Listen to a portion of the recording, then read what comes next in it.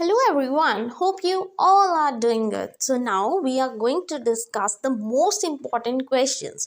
जो PS TET में ये सारे मैं प्रीवियस ईयर क्वेश्चन पेपर में से ही आपके लिए क्वेश्चंस लेके आई हूँ.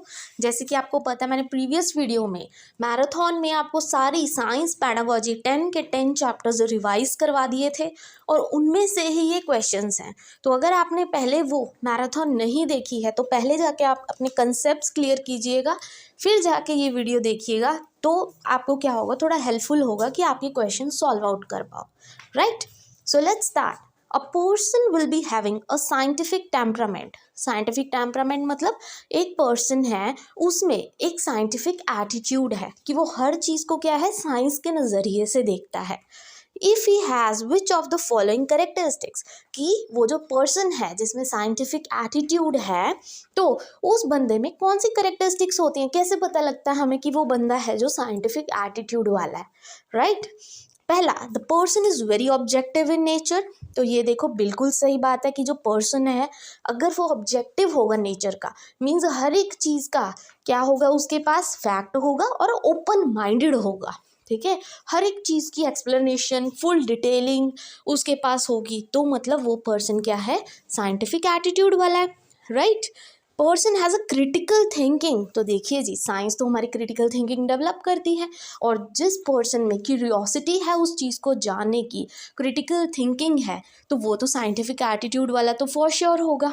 ठीक है, बिलीव्स इन मेजॉरिटी, नहीं ये गलत बात है. बिकॉज देखो मेजॉरिटी या मिनॉरिटी की बात नहीं है इस चीज़ में. ठीक है, मेजॉरिटी मतलब कि जो साइंटिफिक एटीट्यूड वाला पर्सन है वो हर चीज़ को ज़्यादा मात्रा में चाहता है. ठीक है, मतलब ज़्यादा को प्रेफरेंस देता है, ऐसा कुछ नहीं है. जबकि साइंटिफिक एटीट्यूड वाला तो छोटी छोटी चीज़ों से भी बहुत ज़्यादा एक्सप्लोरेशन कर लेता है. राइट, तो सी तो नहीं होगा. Then the person is free from fear and prejudice. तो ये भी बिल्कुल सही है. तो ठीक है जी, ये जैसे हमने 3 क्वालिटीज़ देखी एक साइंटिफिक एटीट्यूड वाले पर्सन में, कि वो पहले ऑब्जेक्टिव होता है नेचर में, ठीक है, क्रिटिकल थिंकिंग होती है उनकी, और फ्री फ्रॉम फियर, डरता नहीं है किसी से. मतलब ऐसा है जैसे हम वहम भरम में विश्वास कर लेते हैं ना, उन चीज़ों से नहीं डरता. वो क्या है, फैक्ट्स पर बेस्ड बात करता है, रियलिटी पर बेस्ड बात करता है. तो हमारे कौन से ऑप्शन सही है, ए, बी एंड डी. तो D option is the correct, A, B and D. I hope first question आपको अच्छे से समझ आ गया. Next question, which one of the following cannot, याद रखना, which one of the following cannot be the step of scientific methodology. मतलब हम क्या है, साइंटिफिक मैथडोलॉजी यूज़ कर रहे हैं, मतलब साइंस से रिलेटेड मैथड यूज़ कर रहे हैं बच्चों को समझाने के लिए. ठीक है, कभी हम डेमोन्स्ट्रेशन कर रहे हैं, कभी हम एक्सपेरिमेंटेशन करवा रहे हैं, कभी हम ऑब्जर्वेशन करवा रहे हैं बच्चे से. तो इनमें से कौन सा वो स्टेप नहीं होगा. मतलब पहले हम देखेंगे कौन कौन सी चीज़ें हम कर सकते हैं. पहला, open minded accumulation of data. देखो ओपन माइंडेड तो बिल्कुल पॉजिटिव चीज़ है, तो ये तो होगा. Right, development of hypothesis to explain data. तो मैंने आपको समझाया था कि हाइपोथेसिस बहुत ज़रूरी होती है, कि पहले हम एक चीज़ लेके चलें अपने माइंड में कि ऐसे रिजल्ट्स हो सकते हैं, फिर हम डाटा कलेक्ट करेंगे और फिर जाके हम अपना रिजल्ट देंगे. Right, testing the hypothesis by carrying out experiment. तो ये भी बिल्कुल सही है. देखो आप अपने माइंड में अब आपने हाइपोथेसिस बना ली तो उसको हम प्रूव करने के लिए एक्सपेरिमेंट तो करेंगे, तो ये भी साइंटिफिक मैथडोलॉजी का ही एक पार्ट है. Right, making an opinion randomly, फटाफट से कोई भी ओपिनियन बना देना अपनी तरफ से ही, तो ये तो गलत बात है. तो कैनॉट वाले का आंसर सही क्या होगा, D option, that is making an opinion randomly. ये स्टेप नहीं होता साइंटिफिक मैथडोलॉजी का. I hope second question is also clear. और अगर आपको वीडियो अच्छी लग रही हो then please don't forget to like and subscribe my channel, और जितना हो सके उतना आप शेयर कीजिएगा. Then which one among the following is the correct sequence of scientific process. अब एक साइंटिफिक प्रोसेस है, जैसे मैं एज अ पर्सन, मैं पहले उस चीज़ को देखूंगी, ऑब्जर्व किया, मैं उस चीज़ को देख के मैंने अपने दिमाग में कुछ सोचा कि ये ऐसे भी हो सकता है, कि ये वैसे भी हो सकता है. राइट, फिर मैंने उस अकॉर्डिंग डाटा कलेक्ट किया, फिर मैंने फाइनली एक चीज़ बता दी कि ये इसका रिजल्ट है. मतलब ये प्रॉपर सीक्वेंस में चलता है. तो अब देखिए, सबसे पहले मैं क्या करूँगी, उस चीज़ को ऑब्जर्व करूँगी. राइट, तो देखिए ऑब्जर्व सबसे पहले करना है, क्योंकि साइंटिफिक प्रोसेस में चलना है, सीक्वेंस में चलना है, सबसे पहले हम उस चीज़ को ऑब्जर्व करते हैं, राइट। अब जो साइंटिस्ट होते हैं उनको थोड़ी पता कि यही चीज़ रैंडमली उठानी है, नहीं, वो पहले उस चीज़ को ऑब्जर्व करते हैं कि यहाँ कुछ गड़बड़ लगी, अब यहाँ पे कुछ सर्च आउट करते हैं, राइट। तो वही, तो ऑब्जर्वेशन वाले तो दो ऑप्शन है, देखो ए एंड सी, बाकी तो कट जाएंगे। देखो कलेक्टिंग डाटा, पहले ही डाटा कलेक्ट करोगे, आपको पता भी होना चाहिए कि आप कर क्या रहे हो। हाइपोथेसिस पहले ही नहीं बनती, पहले तो आप चीज़ देखोगे ना तभी माइंड में आएगी, राइट। तो ऑब्जर्व करोगे, तो हाइपोथेसिस तो हमने कर ली, अब हम क्या करेंगे, इन्फ्रेंस तो देखो नहीं करेंगे, पहले ही हम रिजल्ट थोड़ी निकालेंगे, पहले हम डाटा कलेक्ट करेंगे फिर हम इन्फ्रेंस निकालेंगे, राइट, मतलब कंक्लूड करेंगे एक तरह से। तो हमारा फर्स्ट ऑप्शन बिल्कुल करेक्ट हो जाएगा कि ये एक प्रॉपर सीक्वेंस है साइंटिफिक प्रोसेस का। I hope this question is also clear to you.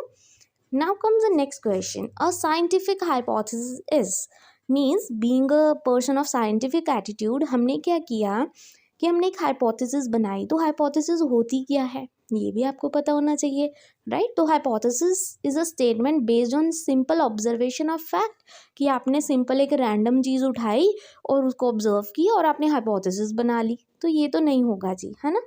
Assumption made by some scientist, वो दूसरा साइंटिस्ट अज्यूम करेगा किसी चीज़ को, वो नहीं होता। Collection of some data based on observation, सिर्फ डाटा कलेक्ट करना किसी ऑब्जर्वेशन को देख के, ये भी इतना सही नहीं है। किसी चीज़ को ऑब्जर्व करके सिर्फ डाटा कलेक्ट करना, तो ये भी गलत बात है, राइट। सीधा ही डाटा कलेक्ट नहीं करोगे देखते ही, पहले हाइपोथेसिस भी बनाओगे।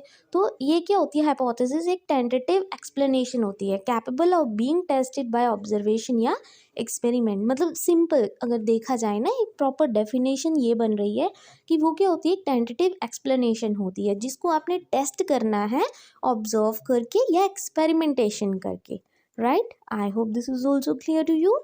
Now comes the next, scientific temperament enhance, कि अगर साइंटिफिक एटीट्यूड वाला पर्सन है तो उससे उनकी कौन सी चीज़ें निखर के आती हैं, अच्छी होती हैं। ऑब्जर्वेशन स्किल्स तो देखो बच्चे की ज़्यादा अच्छी होंगी, राइट। बच्चे की एक्सपेरिमेंटल स्किल्स भी अच्छी होंगी और बच्चा क्रिटिकली थिंक भी कर पाएगा। तो all of the above is the correct option, right, कि सारी चीज़ें क्या है, इन्हांस होंगी बच्चे में। Now the next question, NCF 2005 के अकॉर्डिंग अपर प्राइमरी स्टेज के बच्चे हैं, the teaching of science should have maximum focus on. Upper primary class के बच्चे हैं, मीन्स 1st to 5th क्या होता है, प्राइमरी होती है, right, and then 6th to 8th you can say upper primary होती है। तो इसमें से उन्होंने बोला कि जो NCF 2005 के अकॉर्डिंग जो टीचिंग होती है ना साइंस की, उसका ज़्यादा फोकस किस चीज़ पे रहता है अपर प्राइमरी क्लासेस में। पहला तो रिलेट करना क्लासरूम लर्निंग और लाइफ आउटसाइड द स्कूल, ये तो मैंने आपको बताया था कि जो स्कूल में पढ़ाते हैं उसको कम्युनिटी से लिंक्ड करके पढ़ाना, ये तो पॉजिटिव चीज़ है, राइट। देन मेमोराइज करना, देखो रट्टा मारना तो कहीं भी सही नहीं होता। Providing answer of all questions, ये भी कितनी नेगेटिव चीज़ है, आप सारे क्या है आंसर्स प्रोवाइड कर रहे हो। Improving performance of the students just in exams, तो ये भी गलत बात है। तो सही ऑप्शन क्या होगा कि आप उसकी जो लर्निंग है स्कूल में उसको आप बाहर की लाइफ से रिलेट करके पढ़ा रहे हो, तो बच्चा ज़्यादा ईजिली और फटाफट उसको सीखेगा, ठीक है जी। तो first point is a correct answer. Next, in the chapter on food, आप बच्चे को फूड चैप्टर पढ़ा रहे हो, तो students are asked to discuss about people who don't get sufficient food to eat and how to avoid the wastage of the food, ठीक है। आपने क्या है बच्चे को फूड चैप्टर पढ़ाया स्कूल में जाके, और बच्चे क्या है, बच्चों को बोला कि आप डिस्कस करो उन लोगों के बारे में जिनको देखो खाना भी नहीं मिलता, ठीक है, उनको सफिशिएंट फूड नहीं मिल रहा, और हम कैसे मतलब फूड की जो वेस्टेज है वो कम कर सकते हैं। तो ये कौन सी वैलिडिटी की बात कर रहा है, वैलिडिटी देखिए हमने कौन कौन सी की थी, प्रोसेस वैलिडिटी, इन्वायरमेंट वैलिडिटी हमने की, कंटेंट वैलिडिटी, प्रोसेस वैलिडिटी हमने की, एथिकल वैलिडिटी हमने की। तो देखिए यहाँ पे प्रोसेस वैलिडिटी तो क्या होता है कि बच्चा एक्सपेरिमेंटेशन कर रहा है, तो ये तो नहीं होगा ऑप्शन, क्योंकि इसमें एक्सपेरिमेंटेशन की कहीं बात ही नहीं हुई, बच्चा एक्सप्लोर ही नहीं कर रहा कुछ। इन्वायरमेंट वैलिडिटी तो देखिए इन्वायरमेंट से कनेक्ट करके तुम कुछ भी नहीं पढ़ा रहे, ये इन्वायरमेंट कनेक्शन तो है नहीं कहीं पे। कंटेंट वैलिडिटी तो तब होता है जब बच्चा उस चीज़ को मीनिंगफुल वे में सीखे, सिंपल वे में सीखे और इन्जॉय करके सीखे, तो इसमें इन्जॉयमेंट वाली भी कोई बात नहीं थी। तो इसमें वैल्यूज़ की बात की गई है, राइट, कि हमें क्या करना चाहिए और उन लोगों के बारे में सोचो, अपने इमोशंस को देखो कि वो जो लोग हैं जिनको खाना नहीं मिलता उनके साथ कैसा उनको लगता होगा, और हम वेस्टेज कैसे बचा सकते हैं। मतलब ये एथिक्स की बात है, वैल्यूज़ की बात है। तो इसका सही आंसर क्या है? Ethical validity. I hope this is clear. Next question, which one of the following is most suited for the development of scientific skill in students? और ये question many of the times you can say बहुत बार question paper में आ चुका है, ठीक है जी, याद रखना। इनमें से कौन सी, मतलब कौन सा ऐसी हम क्या है स्टूडेंट से कौन सी स्किल्स मतलब डेवलप अगर करवानी है बच्चों में, साइंटिफिक स्किल्स, उनका साइंटिफिक एटीट्यूड डेवलप करवाना है, तो हम कौन सी चीज़ कर सकते हैं इनमें से, ठीक है। क्विज करवा के इतना कितना सीख लेगा बच्चा। ऑर्गेनाइजिंग अ फील्ड ट्रिप, इससे भी इतना खास नहीं हुआ, क्योंकि देखो हर एक टॉपिक के लिए आप उसको बाहर तो लेके जाने को रहे, ठीक है, इतना तो पॉसिबल नहीं होता कहीं पे भी। साइंस ओलंपियाड्स रखना टाइम टू टाइम, ये तो उसका एक तरह से बर्डन ही हो गया उस पे पढ़ने का। परफॉर्मिंग लेबोरेटरी वर्क, तो इससे बच्चे की साइंटिफिक स्किल डेवलप होंगी। जब वो लैब में जाके खुद उस चीज़ को करके देखेगा, वो ज़्यादा फटाफट उस चीज़ को सीख पाएगा, right. Then which of the following statement doesn't describe the meaning of curriculum. अब करिकुलम क्या होता है, ठीक है, करिकुलम देखिए क्या होता है कि जब हम करिकुलम एक प्रॉपर स्कूल का, हर एक क्लासरूम का एक प्रॉपर करिकुलम होता है कि जो जितनी भी लर्निंग होनी है स्कूल में, कौन सी एक्टिविटीज़ इंक्लूड होनी चाहिए, कौन कौन से मेथड यूज़ करने हैं किस क्लास को पढ़ाने के लिए, वो हर एक चीज़ करिकुलम में इंक्लूड होती है, राइट, वो होता है करिकुलम। अब इनमें से कौन सी है वो डेफिनेशन जो करिकुलम की नहीं है? पहला, sum total of all the learning experience inside and outside the classroom, तो ये तो बिल्कुल सही है, देखिए इसे करिकुलम ही कहते हैं हम। कंटेंट, पेडागोजी और असेसमेंट टेक्निक्स कौन से यूज़ करने हैं, तो ये भी करिकुलम में ही आते हैं। Planned learning experience guided by curriculum framework, ये भी बिल्कुल सही है, करिकुलम के अकॉर्डिंग आप अपनी लर्निंग को प्लान करते हो। All the experiences of the child at the home and at the school, बच्चा स्कूल में क्या कर रहा है और घर में क्या कर रहा है, उन सभी एक्सपीरियंसेस को करिकुलम कहते हैं। नहीं जी, तो ये क्या है, बिल्कुल correct answer, that is not the meaning of curriculum. Next, what does the cognitive validity means. तो देखिए जी, हमने वैलिडिटीज़ की थी तो उसमें कोग्निटिव वैलिडिटी भी आई थी। कोग्निटिव वैलिडिटी हमेशा हमें क्या कहती है कि कोग्निटिव होता क्या है, पहले आपको पता होगा, पियाजे ने दी थी कोग्निटिव थ्योरी, राइट। तो उन्होंने क्या बोला था कि जो बच्चे हैं लिटिल साइंटिस्ट होते हैं, और कोग्निटिव क्या होता है कि बच्चा कितने टाइम तक उस चीज़ को रिमेंबर कर पाता है, उसकी थिंकिंग स्किल्स कहती हैं, उसकी रीजनिंग स्किल्स कैसी हैं, वो थी कोग्निटिव वैलिडिटी, कोग्निटिव, राइट।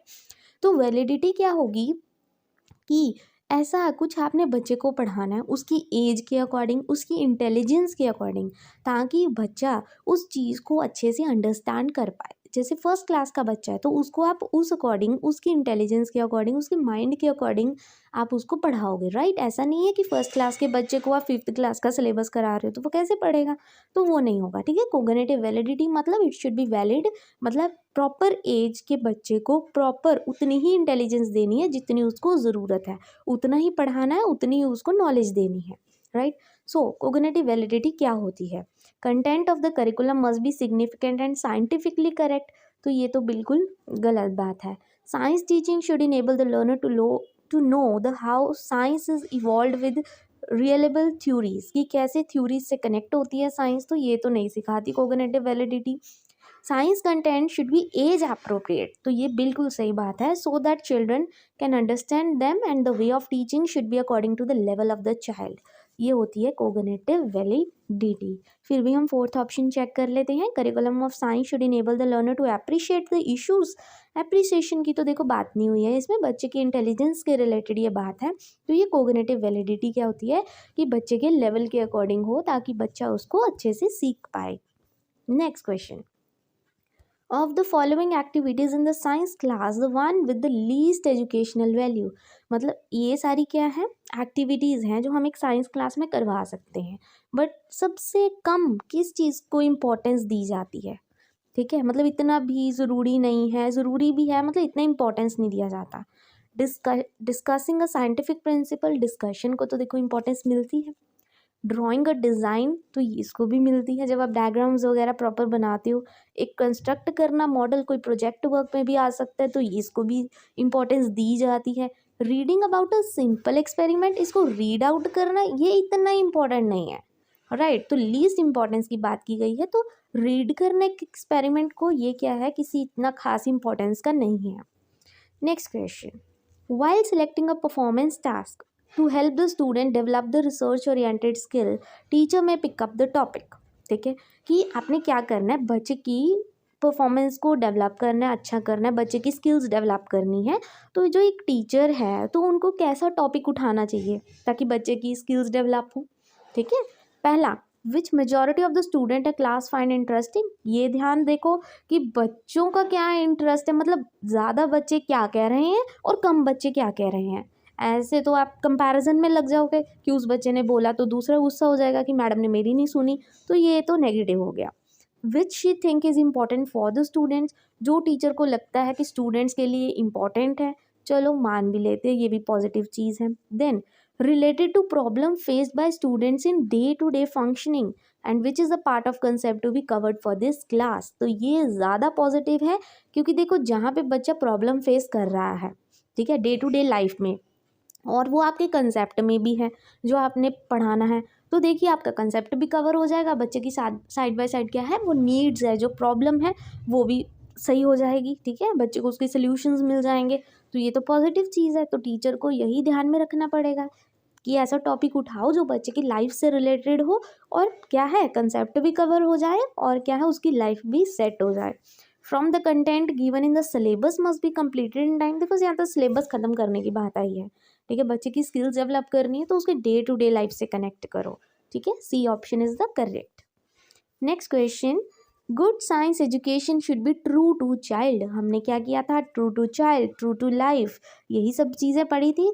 तो हमने ट्रू टू चाइल्ड का क्या मतलब होता है कि जो साइंस की टीचिंग है वो ऐसी होनी चाहिए जो इंजॉयबल हो, मीनिंगफुल हो, अंडरस्टैंडेबल हो, राइट, बच्चे के अकॉर्डिंग होनी चाहिए। सो इसका मतलब क्या हुआ, relate to the environment, environment की बात नहीं की गई है। Convey significant aspect of science content, content से रिलेटेड बात नहीं की गई है। अंडरस्टैंडेबल टू द चाइल्ड, ये बिल्कुल सही है।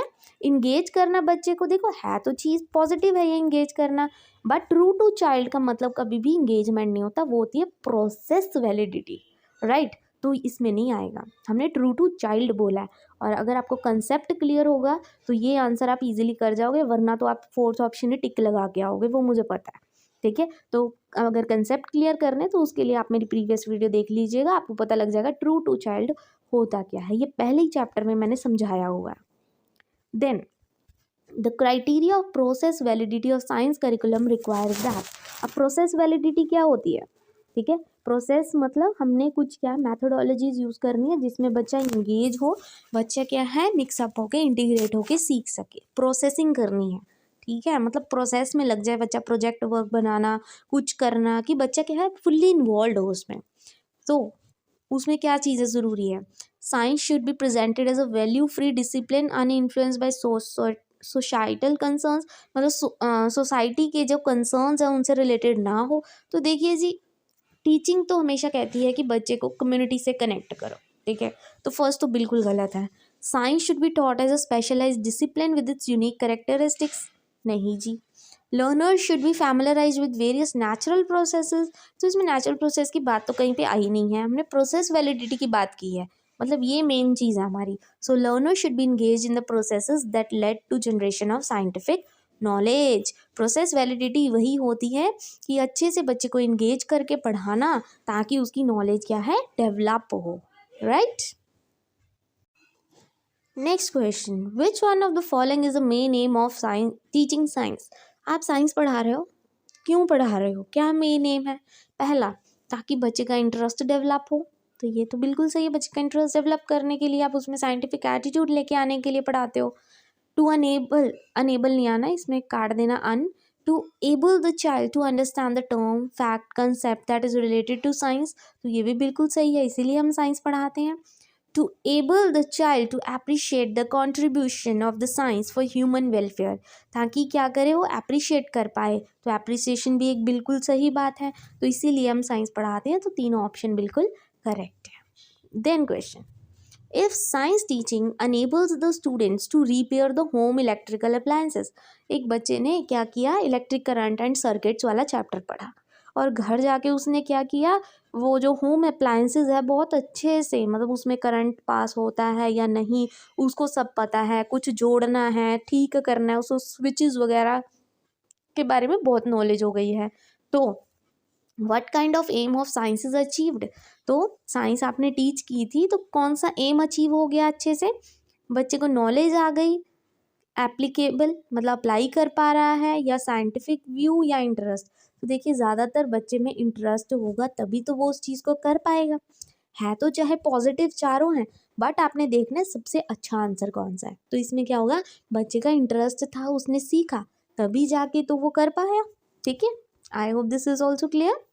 Next, characteristics of instructional objectives are. Instructional objectives आप बच्चे को दे रहे हो तो उसकी मेन करेक्टरिस्टिक्स क्या है।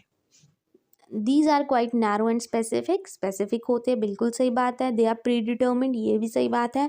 डेफिनेट होते हैं और फंक्शनल होते हैं। तो चारों ही ऑप्शन क्या है हमारे, सही है।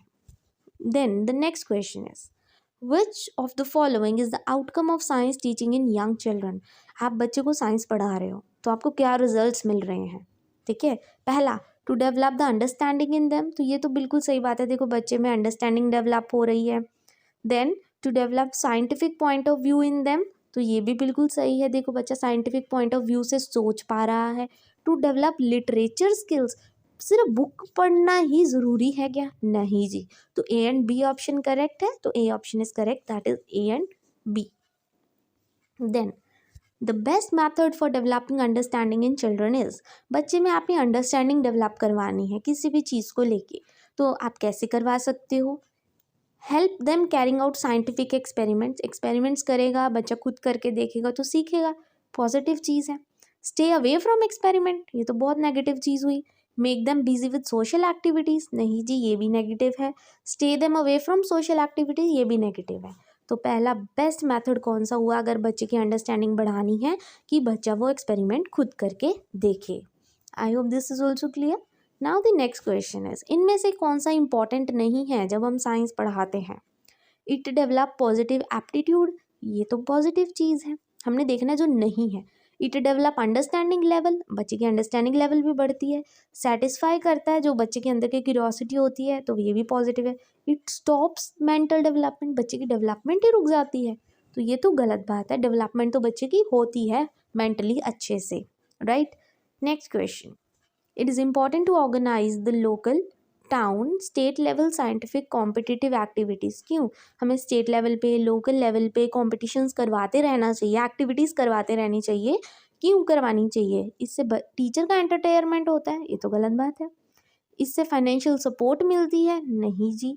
Student make use of their time, time कैसे यूज़ करेगा, बच्चा कुछ और भी कर सकता है उस टाइम में। तो इससे क्या होगा, बच्चा डिस्कवर कर पाएगा अपने टैलेंट को।